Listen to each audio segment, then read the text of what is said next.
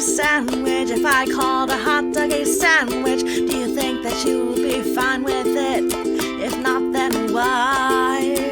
Let's bust this wide. Mary, Carey, Kelly, oh my, is it a sandwich? Well, let's decide. Hi everyone, welcome back. I'm Matt Dill, your producer who has yet to find a way to eat chicken noodle soup without slurping up those noodles.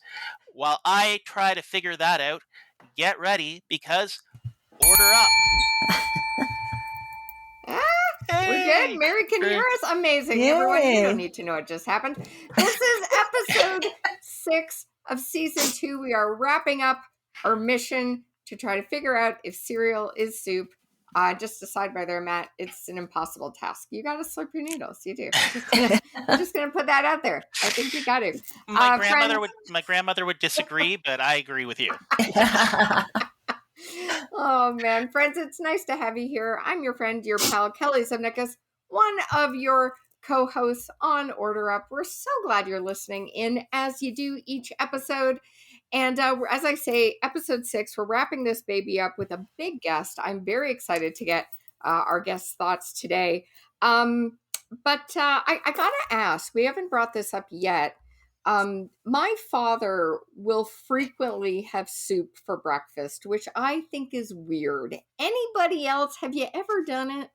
No. No. Okay. Yeah. That's madness. It seems crazy to me. Although I have to say, I have had salad, like Israeli type of salad, not salad like with lettuce and like a heavy dressing, but like a salad with sort of tomato and cucumbers and lemon and oil and stuff. It's sort of an Israeli, Middle Eastern-y thing kind of to do. Yeah. And you have a bagel with a salad. That I could do, but not soup. Yeah, it's just, I was thinking good. Like at a buffet, you see a lot of things at a buffet. You don't see soup. That is wrong. That is wrong. No like in Vegas or something, because they expect you to be up all night, so your breakfast could also be your dinner. Yeah, or Marie Callender's, when you go to their brunch, and we've lost a lot of Marie Callender's in California, but when you go to their brunch lunch, they have soup at the buffet. What kind of soup? All sorts of soup. And the salad is up as well, which makes me very cross because the idea of having eggs with a salad, I can do what you're doing. I get the Israeli salad with the bagel. That I'll meet you at. But it truly is brunch meeting lunch. And we all know that brunch is really not meeting lunch. No. It's bigger portions of eggs and bacon and sweet and savory, right? Am I wrong? I don't know if you guys. You're not. I don't think you're wrong. No, you're not wrong. But I'm wondering about the breakfast buffet where they have the hot oatmeal type of thing, which I really like, and then you put the brown sugar on and some. I love that. That is kind of soupy. Yeah. But like a garden vegetable Campbell's chicken noodle no. kind of thing for there. No. Yeah, you lost me. No. No, I say that. My father is 89 years young, so he can do whatever the heck he wants. Yes, he can. But it's weird, Dad. It's just weird thinking about that. Anyhow, as we do on the show, Matt will get us started with some random, fun, quirky food facts. What do you have for episode 6, Matt? I got some numbers for you. The United States, you think, its love of breakfast cereal would be number 1. It's actually the 4th consumer of pre-made or ready-to-eat breakfast cereals in the world. So if you look at the consumption of ready-to-eat breakfast cereals, the number 1 consumer of those cereals is the UK with 6.8 kilograms per year. Given the number of Scottish people that there are, I'm sure and their love of oatmeal makes up a large portion of that.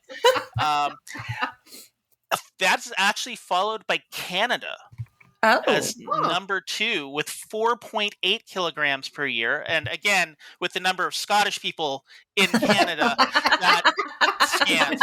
And then Australia with 4.5 kilograms. And that's all the criminal Scottish people who were deported to Australia. Then we've got the U.S. at 4.2 kilograms, followed by Mexico with a precipitous drop to 2.4 kilograms. Wow. So there's a big jump between the 4th place and the 5th place. But and as a final fact, the word soup is from the Latin suppa, which refers to a bread soaked in broth. Ooh. And it entered our lexicon in the 1600s when the French started using soup, S-O-U-P-E. It also is found in a Proto-Germanic word, sup, which means to make liquid. And to let me really confuse me, and to let me really confuse people, I can say like, "Hey, all, soup's on. Time to sup on a soupçon of soup." And yes, I fill my family with profound hate at every gathering. So. Wow. I have an interesting fact for suppa as well. Oh. Suppa is the term that we use in Boston to say supper. Okay. And so suppa is very, I'm making suppa. And that's what we use. So it doesn't sound as fancy as what you just said, but it is used in Boston. Wow. So if you were to say to someone, as I have sometimes done, "What's up?" Am I saying "what soup"? Is that really what I'm saying? Maybe. So if we're ever in the Affleck home, we're like, "Hey, yo, we'll want to watch the Sox and have some supper," then exactly. it'll make sense to somebody. Yeah, supper. And supper is always like 5 o'clock. My grandmother would have supper at 5 o'clock. So anywhere I was in the U.S., I knew if I came back to Massachusetts, I would have supper at 5. Yeah. Now that I live with my parents again, we're early bird specialing it. I'm a 5 o'clock dinner girl myself. Me too. Yep. Yeah. Same. I am doing that. Well, friends, I think it's time to wrap up season 2. It's time Yay. for Order Up.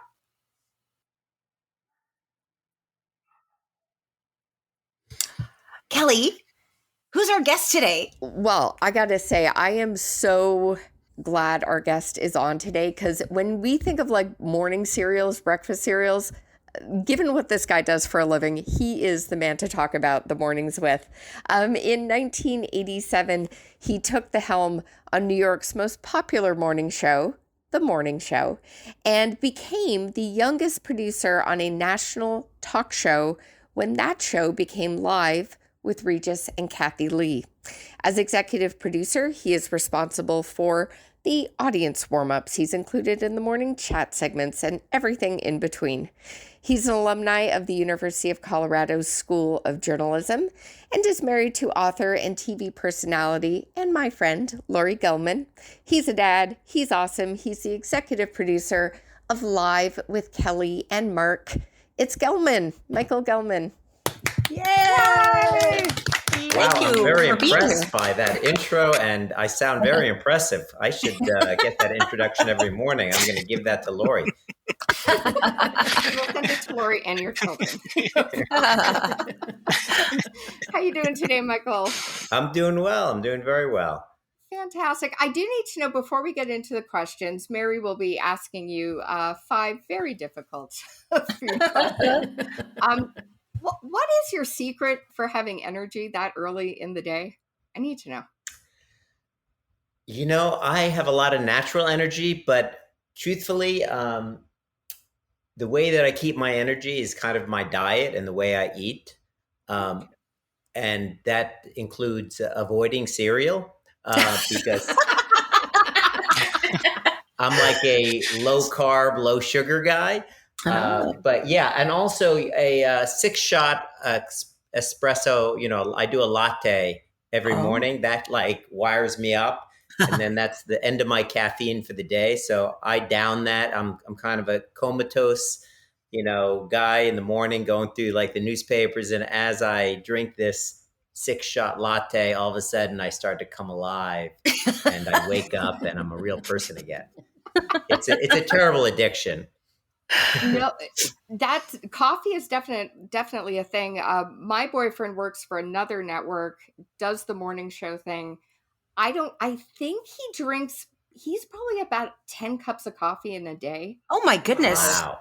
Yeah, see, I end it right then and there because I'm very affected by caffeine. And if I have I don't even trust a decaf when we're out to dinner because first of all, they lie. Secondly, if they're not lying, there's still a certain amount of caffeine in it and it really will perk me up. So the once a year, we do our after Oscar show and I really have to be up all night. I'm still like a student. I'll do a couple of cups of coffee and I am wired. Yeah, that makes sense. Definitely makes sense. Well, I'm going to pass you over to our co-host, Mary. Sure. Mary, are you ready with the 5 questions? I am. So, Michael, these are our 6 questions. Okay. And so the first thing we ask all of our guests is, what was the first thing you learned to cook? My mom was a great cook, and I used to try to emulate her. But really, the first time I really started cooking, because she really was the queen of the kitchen, was when I went on something called NOLS. It was National Outdoor Leadership School. So in this, it's this whole kind of outdoor mountain survival, and you basically fill your pack with almost, let's say, 90 pounds of gear. And then you're in Wyoming hiking for 8 weeks. So after the first 4 weeks, you run out of food and you meet the horsepackers. So you're in your bag is all this powdered crap, like things that are dried. They weren't doing the fancy freeze-dried, pre-made stuff. This was more army, where it was like rice, powdered potatoes, powdered sour cream, powdered eggs, maybe some noodles, and then you'd catch a fish. You'd kill a bird. Whatever it was, like you really were making something out of nothing. And I found it was like I was good at that. Like I was able to kind of take the things that I saw and liked and make them taste good. And I'd make a fake beef stroganoff with, some kind of killed varmint or whatever it was. It was it really taught me how to cook. And there was actually this little pamphlet that was like the Noel's cookbook. And so then I realized that you don't really. Anyone can follow a recipe. So people who say they can't cook, you really can if you can read. It's easier. So for me, though, I'm a creative. So I'm like a little of this, a little of that, some more of this, And so I learned there that you don't need to follow the recipe. That sometimes you use it as a guideline, and that also makes me not a very good baker. Because in addition to not wanting to eat the stuff, and don't have such a sweet tooth. It's also, you have to be precise, and it's chemical reactions that I don't really understand. And so you can't really ad lib and make stuff up like I do. Well, and I think, I'm going to say this, Michael, I don't think the latte got you ready for morning talk show work. I think this did. I think hiking 8 weeks and making your own food out of dirt and a leaf is what made you ready for morning television. 8 weeks, Michael? Well, then actually the last 4 days, they made you throw out whatever was left. And then you went on this final project where you had to find your way 50 miles out of where you were. Was this a punishment? Were you a bad child and this was a punishment? I don't know what's happening here. Truthfully, what's funny is that my parents didn't pick any of this. They've never been, outside of New York City. I did this out of choice, and I used to even work all year to pay for this stuff. But and then you would just have to forage for, pine needle tea. Wow. But you do realize too about, we're talking food here, is you really don't need food. In the long term you do. In 30 days, you're going to die without food. You need water, but food is kind of optional for a while, And so even if you're have these 4 days and you're hiking with a heavy pack, you don't really need that. So, fasting, and it makes you realize kind of, what you can do without even eating. I need food all the time, Michael. Well, I do. Truthfully, I eat constantly because I need to keep my kind of blood sugar at a certain level. So when Lori, does her intermittent fasting, I'm like, I've had 4 meals before she's had her 10 o'clock breakfast. And I'm notorious at my desk at work. So, I graze all day. So it's like I have my yogurt and pistachios. Then I have my hard-boiled egg, then maybe I have a bar. Then I have nuts. Then I have goji berry. Like, I'm just constantly eating, because if I don't, I just kind of lose my energy. Like I use that to keep me going. So great. So since you are from New York City, what meal takes you back to childhood? Well, I mean, childhood, we didn't go out much. So I do actually remember, like when we had the big, restaurant night, to Link's Log Cabin, where they had the, $4.95 full lobster dinner or steak or, that kind of thing. Or we'd wait online at these places, that had really like good, hearty, inexpensive food. But really, I remember my mom's cooking. And even though, it was not an Italian home, she would make these big pots of spaghetti sauce and spaghetti and meatballs, and she'd make lasagnas. And I remember her kind of home cooking, and I always thought it was delicious. And I think a lot of people, you either hate your mother's cooking or it's all when you go to someone else's house and they have spaghetti sauce, and you're like, oh, what's this? And so I don't know if it's just what you get used to, or but now actually when I come home and she would make it, I'm like, did she always add this much sugar to that? I mean, maybe my tastes have changed or her recipes changed. I don't know. Or she's like me. She doesn't use a recipe. So if it's like, oh, Mom, what's your recipe for so-and-so? It's like, I don't know, some of this, some of that. And I have a philosophy with my cooking, which is more is more.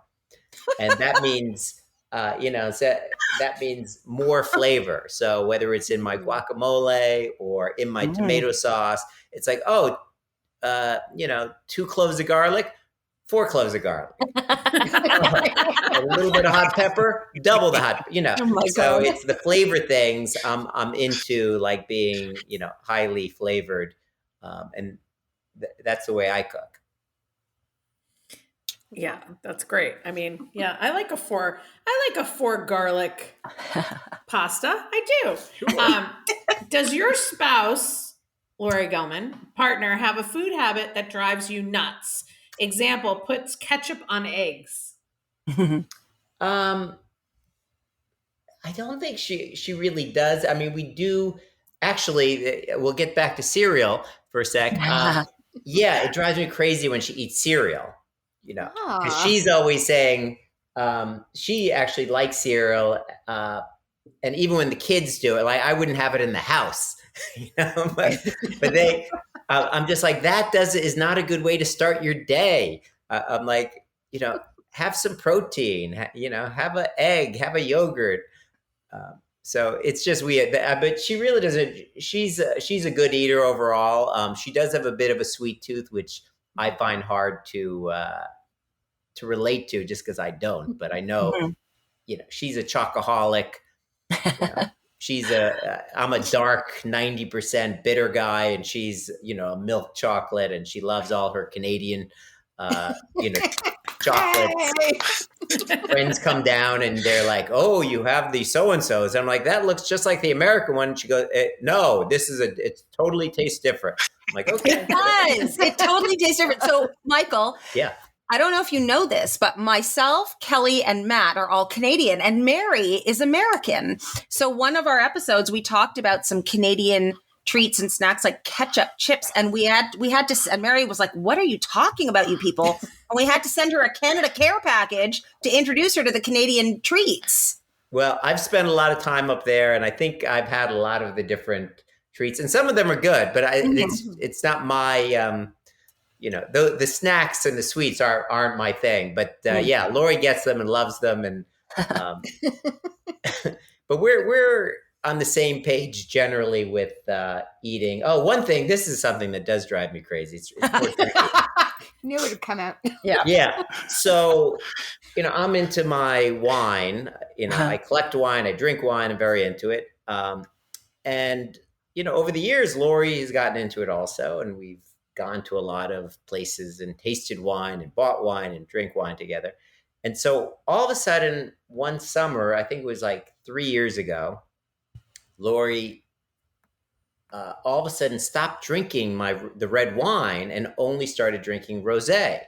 So I thought this would end at the end of the summer because rosé is, like a summer lunch. It's fine, but I'm like, rosé is a color, not a kind of wine. It's like it's white wine with a little bit of skin in there. It's like it's not, it's not generally like it's a cheap fun. Have a sip, a couple of sips, and that's it. And so for a while, it was really driving me crazy. I'd open up this nice bottle of wine and she'd be like, oh, no, I'm drinking rosé. I'm talking about in the middle of, February or something. And I'd be like, aren't you over that by now? And then actually I started really appreciating it because then I got to, finish the bottle over 3 days, of course, by myself. It's like, why am I worrying about her not drinking my, if she wants to give it up, that's fine. More for me. It's amazing. No, yeah. Rosé. I don't know. What's the point? I'm Irish. So what's the point? What's the point of a rosé, really? It's a beach. Kind of point. It's a beach wine. Exactly. It's a beach wine. It's a beach wine. Okay, I already know this answer, but we have to ask it. Okay. But I have a feeling it'll be interesting. What is your favorite breakfast cereal? Well, if I had to have a favorite, it would be oatmeal. Does that count? Yes. Okay. Yes, it Yeah, does. I mean, it's supposed to be, high in fiber, lowers your cholesterol, keeps you regular. And it actually...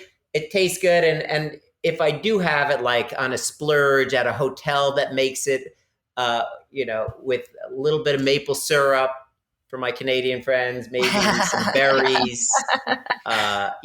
Definitely a lot of walnuts, so I can have the crunchy, a little bit of sweet. So that would probably be a favorite, and I have experimented with the overnight oats. You get the Irish oats and you leave them just in the fridge till they get saturated. And so if I had a favorite, it would be that. But then I do have the reminiscing, thinking about childhood, and Captain Crunch was actually and then you would, of course, you drink the milk. Or the cocoa, what was it? The Cocoa Puffs? Krispies, or in Canada, there's a different name for it actually. But it was like Count Chocula? I think he was the spokesperson for Cocoa Krispies. It was Count Chocula were the little, just like little marshmallows, the little like corn balls. Yeah. Yes. Yeah, that's this Cocoa is Puffs. like Cocoa Puffs. Rice Krispies with chocolate. Mm-hmm. Oh no, it's Cocoa Krispies. Okay, Cocoa Krispies. Okay. Rice Krispies. Okay. Yeah, those. Yeah. As a kid, and even again another hot cereal, cream of wheat. Yeah. My mom used to make for us, and but now I turn my nose up at all those. And growing up, with my kids, I don't think we ever had that stuff in the house. Mm-hmm. I think maybe during the pandemic Lori would buy Cheerios or and probably the icky organic, low sugar ones, and we'd give those to the kids maybe a little bit, but. And this is a perfect segue, and is, Michael, cereal soup. It's as much soup as it is stew. Is it stew? That would be my question back to you. I think that's a valid question. Yeah, of course it is. I would say no, except that you can put cereal Like I like in a soup, like a barley or a farro, but I wouldn't consider that it's a cereal from an agricultural point of view, just like tomato is a fruit. It's really, from a culinary perspective, it's a vegetable, but but I wouldn't call that cereal. So I would say no, cereal is not soup, in my opinion. That is fair. That's very definitive. And and Michael, you're the first guest that spoke about barley within a soup. So that I think gives us some sort of scientific rating somewhere. I mean, I think you guys don't like a good barley soup. It's still delicious, very healthful too. It's okay. Yeah. Not my favorite. With a really beefy broth and chunks of braised meat. Come on. So it was it's one of the soups that I'd go to when I had a cold. Very hearty. My mom a hearty would make. soup. It's very hearty. Yeah, Yes. it's a wintry. Yeah, I wouldn't have it, in summer, but oftentimes at my desk at work, for years I would order a soup in, and that was one of my favorites. Yeah. But see, I'm going to make a really big problem on the show now. I'm going to be honest. And it's our last episode of our 6 episodes of Cereal Soup. I do not think stew is a soup. I think it is not a soup because you can use a fork. Oh. Huh. Yeah, but I could use a fork and eat my Captain Crunch, so that doesn't prove anything. Yeah. But not as easily, Michael. Okay. Well, you also could use a straw. I mean, I don't think the utensil. Mary has a lot of rules, Michael, about time of day. I could eat certain cereal with chopsticks. Come on. It's true. I don't think the utensil defines what you're eating. Think about that. I'm thinking. No, I never have considered stew soup. I know that's weird. I know, guys. It's just thick. It's thick soup. Yeah. No, I wouldn't argue that they're not closer. They're way more closely related than cereal, is my point. Cereal is not soup. Stew, I mean, is the They're cousins. closer They're relationship cousins. would be is stew a soup or soup a stew. Yeah. I feel like they're like second cousins. Yeah, something like that. Twice removed. Yeah. On your father's side, and we don't talk to them anyway. Yeah.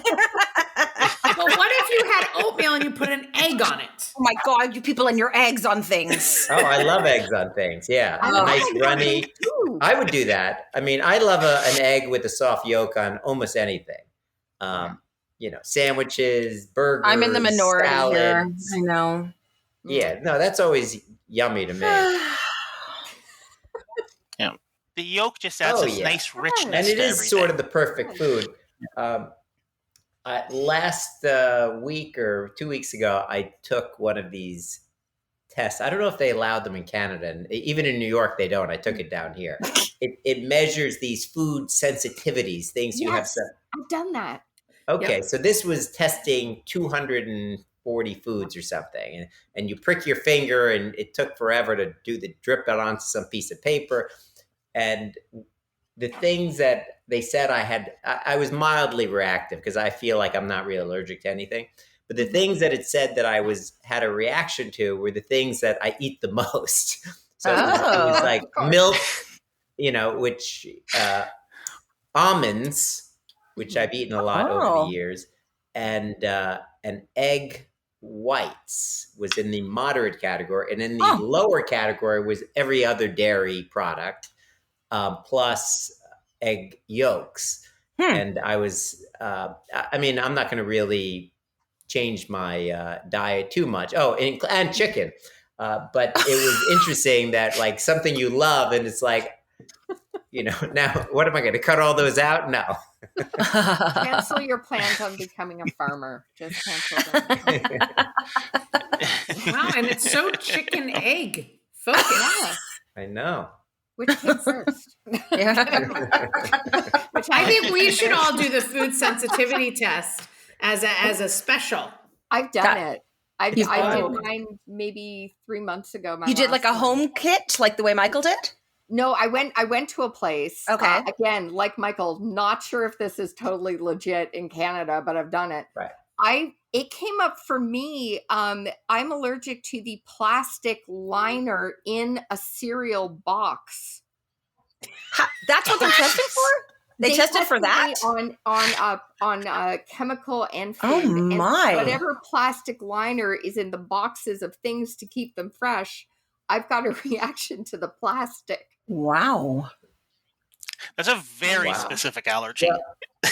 Not all plastics, just the liners of food box. Well, I've tried over the years to do more glass, whether it's bottles, but I just was reading, even with the BPA free, whether it's for the kids or you're, we're way past the baby stage, but even for ourselves, there's so many of these, plastic containers that, they say they really do kind of leach certain chemicals. Like I never would heat in them, but a lot of them say you can. Like it never throw it in the microwave, but a lot of them are microwave safe. It just feels like not. It feels weird though to microwave plastic to me. I don't know. I know it says microwave safe, but I always dump it into a bowl. Yes, or something.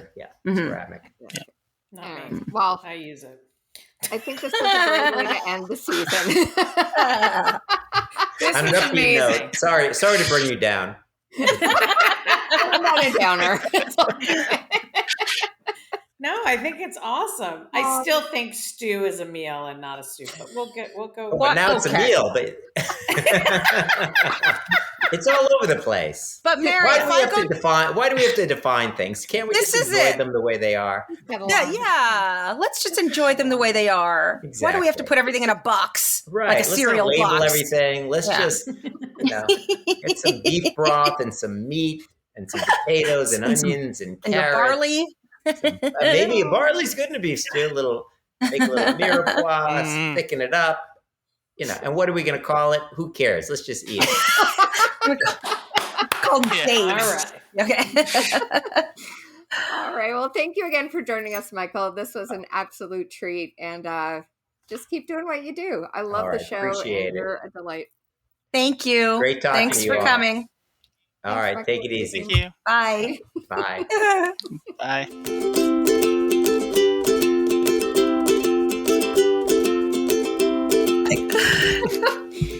And that is episode 6. I took everything in me not to go Gelman, like my terrible Regis impression that I have, Gelman. But I don't know how that man wakes up so early, but he is a delight. Alrighty, listeners, my co-hosts, are we ready for the final total? We're going to come to you with an answer, listeners, of if cereal is soup. Let's do a drum roll. I wasn't even worth tallying, friends. This is a solid no.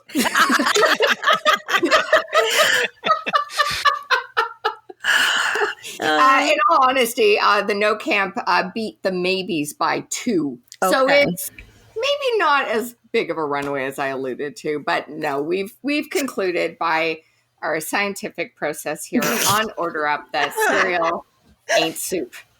But Mary's holding down the yes for it. She is. She's all alone. I am all alone, but I will quote Kareth Foster with her saying they're cousins. And I think we can, let's agree that they're probably cousins. Yeah. Okay. I can live with that. I'm good with that. Mm-hmm. Like, second or third, not first cousin. Once removed. Cousins far enough away that they can have kids. There you go. Oh, okay. Then they must be an Irish family. Right. Thank you. So glad to be. Oh my goodness. Well, everyone listening, that has been season 2 of Order Up. We are going to be back with a 3rd season, and we're going to be diving into a very, very interesting debate. Which team are you on? Pancake or waffle? Ooh, you'll have to tune in and wait for the results. Order Up is hosted and produced by Matt Ardill, Mary Kennedy, Larry Hain, Kelly Kelly Zemeckis. And original music is by Rebecca McDonald.